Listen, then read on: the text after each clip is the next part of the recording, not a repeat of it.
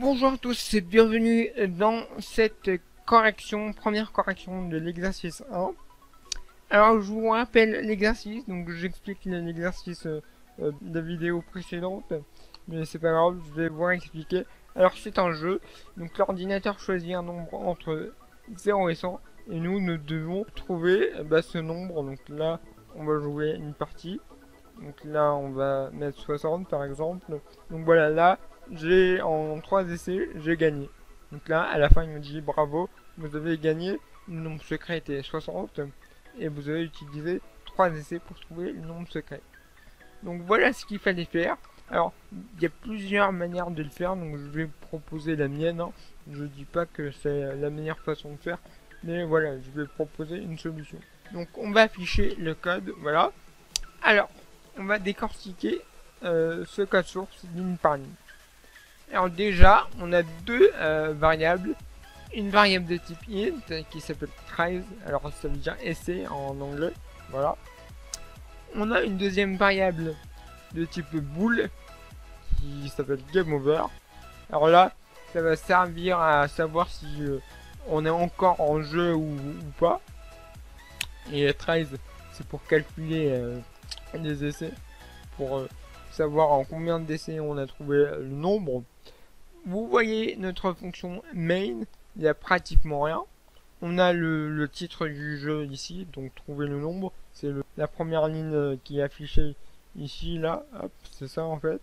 On a le console forward pour laisser la console ouverte, et entre ces deux choses-là, on a start game. Start game, c'est une fonction que voici, donc elle est ici. Donc c'est une fonction qui renvoie rien du tout, donc elle est void, et qui n'accepte aucun paramètre. Donc on va la décortiquer, voilà.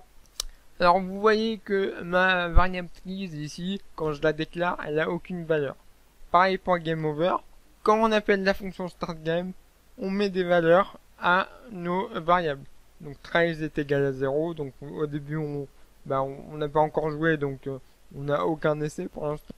Et gameover est égal à false, pour dire c'est pas la fin du jeu mais c'est le début, voilà. Donc comme ça quand on start game, on est sûr que les variables ils ont les bonnes valeurs, voilà. On déclare une variable de type int qui s'appelle userNumber. Alors ça c'est tout simplement ce que l'utilisateur va proposer à chaque fois. Donc à chaque fois que vous allez proposer des nombres, ce sera stocké dans cette variable. Alors ensuite, la première difficulté pour vous, j'espère que vous avez trouvé, c'est comment créer un nombre aléatoire. Donc là, fallait déclarer une variable de type random. Alors là, oui, vous allez peut-être pas comprendre, mais voilà, il fallait juste copier-coller. Hein. Ne vous inquiétez pas, vous allez comprendre ce que c'est ce type de variable quand on va traiter les objets. Donc la programmation orientée objet. Donc il fallait déclarer une variable de type random. On déclare une variable qui s'appelle secret. Elle est de type int. Et elle sera égale à la fonction next de notre variable rnd. Et entre parenthèses, on met 101. Alors pourquoi? Parce qu'on veut un nombre. On veut générer un nombre aléatoire entre 0 et 100. Et comme là on nous dit que en fait le dernier nombre il est exclu, donc on met 101 pour inclure 100. Donc voilà, donc j'espère que vous avez compris. Mais en gros, ces deux lignes là, ils servent à générer un nombre aléatoire qui sera stocké dans notre variable secret, qui est de type int. Voilà. Ensuite, on a notre boucle while. On a une boucle while. Alors vous avez peut-être utilisé un autre type de boucle, mais enfin, moi je vous propose une solution, mais vous avez plusieurs manières de faire. Donc moi j'ai utilisé une boucle while, et la condition pour boucler dans cette boucle while, c'est que game over. Alors point d'exclamation game over, ça veut dire quoi? Ça veut dire game over égale false. Donc quand on met un point d'exclamation, ça veut dire game over égale false. Si j'enlève le point d'exclamation, ça veut dire game over égale true. Tant que, donc while, tant que game over égale à false, donc ça veut dire tant qu'on est en jeu, tant que c'est pas la fin de la partie, on va faire quoi? On va afficher console.write, proposer un nombre entre 0 et 100. On va inviter le joueur à proposer un nombre. Et pour récupérer ce nombre, on fait quoi? Bah on le récupère où ça déjà? Dans notre variable userNumber qu'on a déclaré un peu plus tôt ici. Alors j'ai pas voulu le déclarer directement dans ma while parce que pour les ressources de l'ordinateur, c'est pas bien de... J'aime pas déclarer des variables dans les boucles. Donc voilà. Donc là, on va mettre une valeur à notre variable userNumber qui sera égalée à quoi? Bah, ce que l'utilisateur va saisir. Alors, le problème ici, donc deuxième difficulté que vous avez rencontrée, là vous avez une double difficulté même, comment récupérer ce que l'utilisateur a saisi. Alors, comment faire ça? Hop, on va enlever ça. La fonction pour récupérer ce que l'utilisateur a saisi, c'est console.readline. Ça permet de récupérer ce que l'utilisateur a saisi, mais sous forme de string. Donc voilà, donc l'utilisateur il n'est pas obligé de saisir des chiffres, il peut utiliser des lettres. Donc là, c'est une string. Voilà. Le problème, c'est que nous, on veut un nombre. Donc on veut pouvoir transformer cette string en int. Et comment faire ça?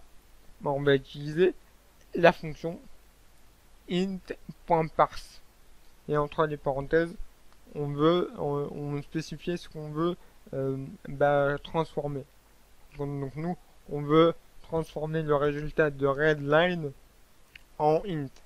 Voilà. int.parse. Donc j'espère que vous avez compris et j'espère que vous avez trouvé comment on fait. Voilà. Sinon, je suis désolé pour vous. Mais c'est pas grave, maintenant vous le savez. Et comme ça, la prochaine fois, ça sera plus un secret pour vous. Ensuite, donc là, l'utilisateur, il a saisi un nombre. Donc, il a utilisé un essai. Donc, on va incrémenter la variable 13 de 1. Donc, je vous rappelle, 13 plus égale 1. Ça veut dire quoi? C'est la même chose que 13 égale 13 plus 1. Voilà.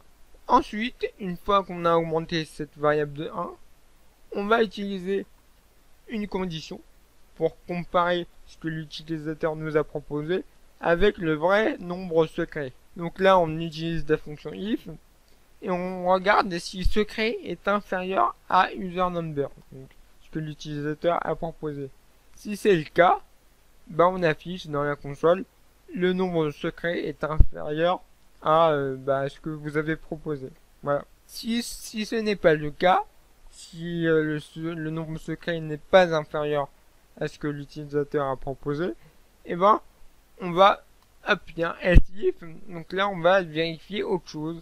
Donc dans le else if, sinon si. Et là, on va vérifier le contraire. Si le nombre secret est supérieur cette fois-ci à ce que l'utilisateur a proposé, on va afficher le nombre secret est supérieur à ce que vous avez proposé. Et on a un dernier else juste en bas. Donc ça veut dire que si le nombre secret n'est pas supérieur à userNumber et en même temps il n'est pas inférieur à userNumber, ça veut dire qu'il est égal. Donc là on a gagné. Donc là on écrit bravo, vous avez gagné, le nombre secret était machin et vous avez utilisé tant d'essais pour gagner. Alors là, j'ai mis un truc que vous connaissez pas, c'est environnement.newline. Alors environnement.newline, c'est juste pour faire un retour à la ligne. Donc rien de méchant. Et ensuite, on a une dernière ligne, je vous rappelle, enfin une dernière instruction. Je vous rappelle qu'on est dans une boucle while et qu'on exécute cette boucle tant que GameOver est égal à false, sachant qu'on l'a initié, enfin juste avant on a dit GameOver est égal à false. Donc là, on boucle tant que GameOver est égal à false. Ça veut dire qu'à un moment dans notre code, il faut passer notre variable à true. Sinon, on va mettre une boucle infinie et c'est pas bien. Donc la voici. Donc en fait, juste après qu'on ait affiché bravo, vous avez gagné, on passe game over à trop pour mettre fin au jeu. Donc là, on sort de la boucle et c'est fini. Voilà. Donc on arrête la boucle une fois qu'on a gagné. Donc j'espère que vous avez compris mon code, ma proposition. Si vous avez proposé autre chose, tant mieux pour vous, hein. Tant que ça marche, c'est le principal. Si ça ne marche pas, essayez de reprendre votre code, d'essayer de voir ce qui va pas et de réussir cet exercice. Donc voilà, donc j'espère que vous avez aimé ce premier petit exercice. J'en referai de temps en temps comme ça. Donc n'hésitez pas à mettre un j'aime, à partager la vidéo, à vous abonner si ce n'est pas déjà fait. Et sur ce, je vous dis à la prochaine. Allez, ciao.